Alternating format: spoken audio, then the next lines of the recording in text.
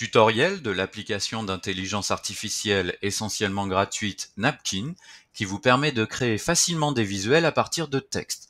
Pour y accéder, rendez-vous sur le site napkin.ai. Vous cliquez. Si vous n'avez pas de compte, vous allez cliquer sur Get Napkin Free et vous allez ensuite choisir un mode de création de compte. Napkin va vous poser un certain nombre de questions, puis vous accéderez à votre compte.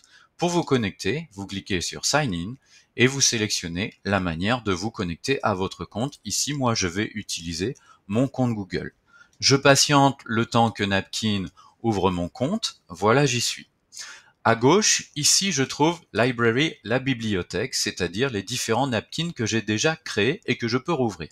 Je peux également les dupliquer pour en faire une copie, les télécharger en PDF ou les supprimer si je n'en ai plus besoin.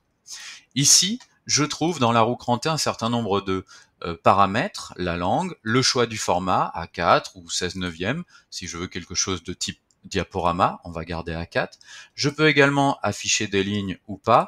Cette option-là, elle est essentiellement utile si vous décidez de travailler en mode sombre, mais nous on va rester en mode clair. Au milieu, on trouve évidemment la zone d'édition et de travail. Voyons tout de suite comment créer un nouveau document Napkin. Je clique ici sur New Napkin et j'ai trois propositions.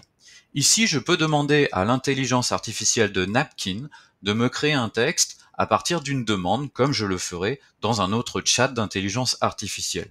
Mais le texte sera en anglais.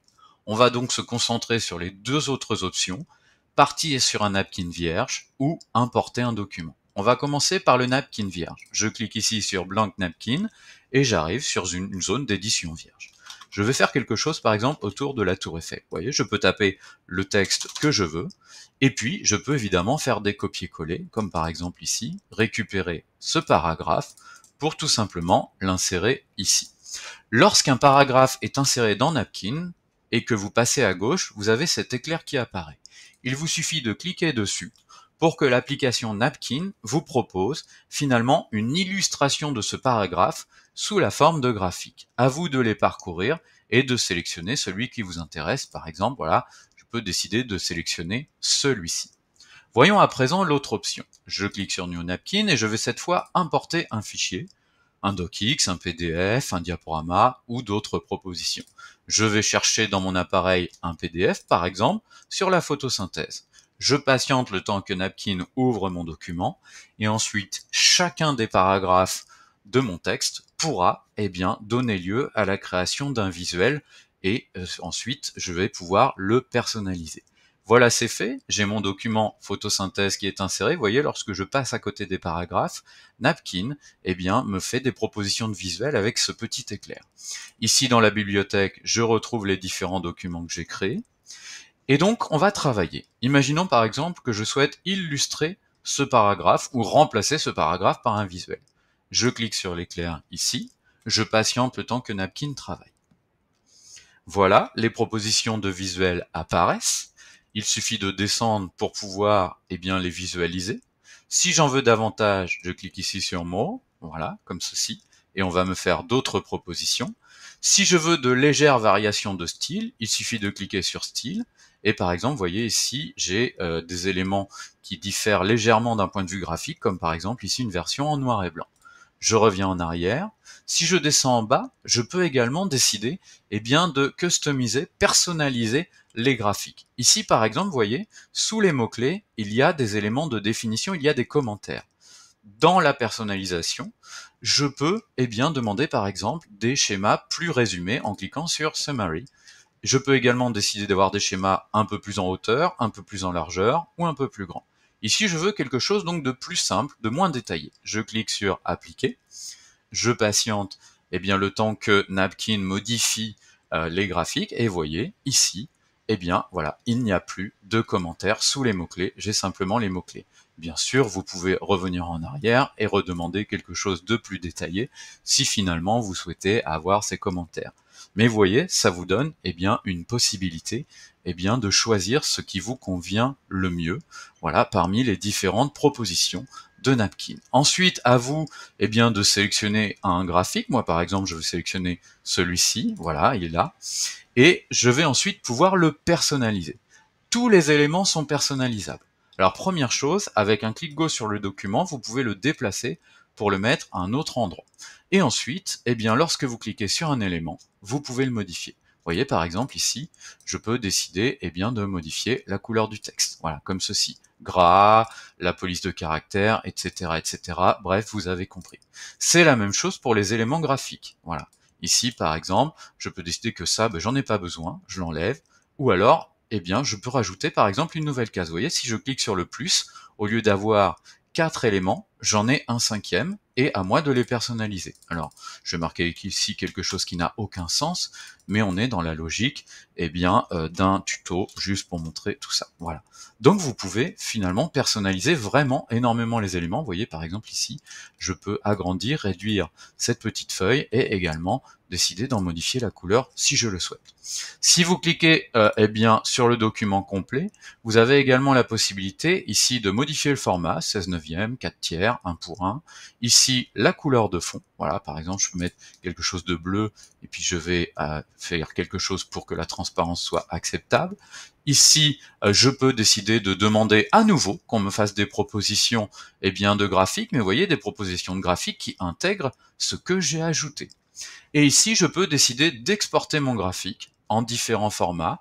Voilà, ça peut être un PDF, un PowerPoint, un fichier vectoriel ou alors une simple image PNG. Et si je clique sur Download, ici, je récupère mon image au format image justement, et je pourrai ensuite en faire ce que je veux. J'ai également la possibilité en bas de personnaliser mon graphique avec d'autres éléments. Si je clique ici, par exemple, je peux demander à Napkin de générer des petits dessins, des petits croquis. Donc par exemple ici, voilà, je veux l'eau, et l'eau, je vais la mettre ici, paf, à côté de l'eau. Je peux l'agrandir, la réduire, la personnaliser, bref, vous avez compris le message, on l'a vu tout à l'heure. Vous avez aussi la possibilité de rajouter du texte. Voilà, par exemple, si je clique ici, voilà, je peux indiquer que c'est un graphique, comme ceci. Vous avez également la possibilité de dessiner si vous le souhaitez. Et évidemment, si un élément ne vous convient pas, vous pouvez le supprimer. Lorsque vous dessinez comme vous l'avez vu, on peut vous faire des propositions. Voilà, par exemple, je voudrais quelque chose un peu comme ça. Et voyez, j'ai un cadre au bord arrondi qui s'est rajouté là. Et là encore, si je souhaite, je peux évidemment le personnaliser. Et enfin, je peux insérer des images. Je clique sur Images, je vais aller cliquer sur Upload, et dans mon appareil, chercher un élément. Par exemple, si je vais récupérer ce soleil. Je clique sur Ouvrir, voilà, mon soleil, il est là. Là, il est beaucoup trop gros, alors je vais le réduire, et ensuite je vais le déplacer, voilà, pour le mettre, par exemple, à côté de la lumière. Voilà.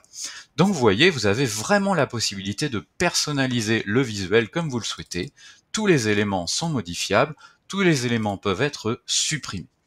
Une fois que vous êtes satisfait, vous allez pouvoir récupérer votre document. Alors on l'a vu, soit récupérer uniquement le graphique, soit récupérer le document tout entier. Pour ça, on va cliquer sur Share.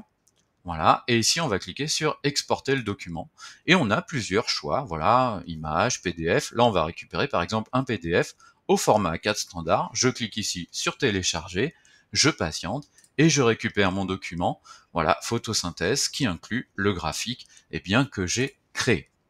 Vous pouvez également partager votre napkin en cliquant ici sur Share.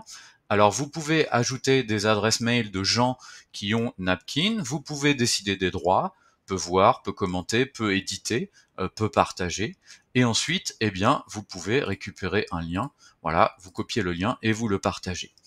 Ça fonctionne un petit peu comme dans un Google Drive.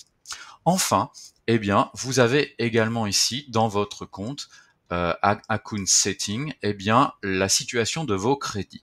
Là, par exemple, il me reste 228 crédits pour cette semaine, et lorsque j'aurai tout épuisé, il faudra que j'attende la semaine d'après pour pouvoir à nouveau avoir de nouveaux crédits. Dernier point, si vous cliquez ici, vous pouvez décider, lorsque Napkin vous fait des propositions, d'éliminer certains formats qui ne vous conviennent pas. Pour cela, il suffit de cliquer ici, et voilà, ce type de schéma n'apparaîtra pas dans les propositions.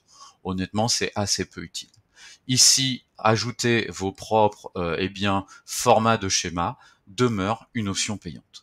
En tout cas, voilà, vous savez à présent l'essentiel sur Napkin, et c'est donc à vous de jouer.